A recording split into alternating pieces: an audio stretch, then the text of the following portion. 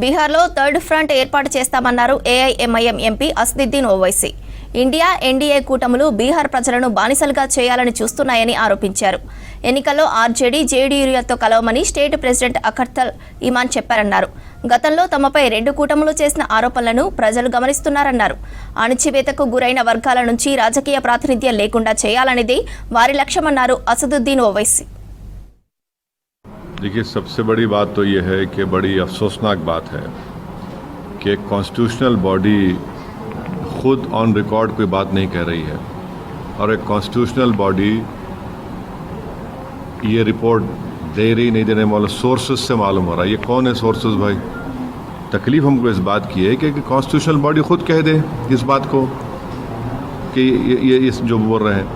दूसरी बात ये है कि ईसीआई को किसने पावर्स या डिटरमाइन करने के लिए कोई सिटीजन है या नहीं है। तीसरी बात ये कि मैं सबसे पहली हमारी पार्टी थी जिसने कहा था कि ये जो एसआईआर हो रहा है बिहार में ये एनआरसी बैकडोर से हो रहा है, वो साबित हो रहा है। ईसीआई को पावर्स नहीं है सिटीजनशिप डिटरमाइन करने का। 2019 में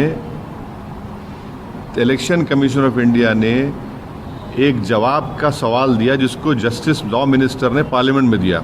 16 में ना 2017 में ना 2019 में कोई फॉरेन नेशनल नहीं निकला, सिर्फ 3 निकले हैं, एक तेलंगाना से, एक वेस्ट बंगाल से, गुजरात से।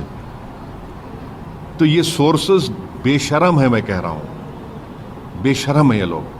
एक तरफा मोहब्बत नहीं होने वाली है, एक तरफा मोहब्बत होने वाली है। और बिहार की जनता ये देख ले, इस बात को समझ ले कि हम पर जो इल्ज़ाम लगता था वो झूठ की बुनियाद पर, और इसलिए इल्ज़ाम लगता था कि वो नहीं चाहते कि गरीब मजलूम लोगों की एक उनका नेता बने, उनकी पॉलिटिकल लीडरशिप बने।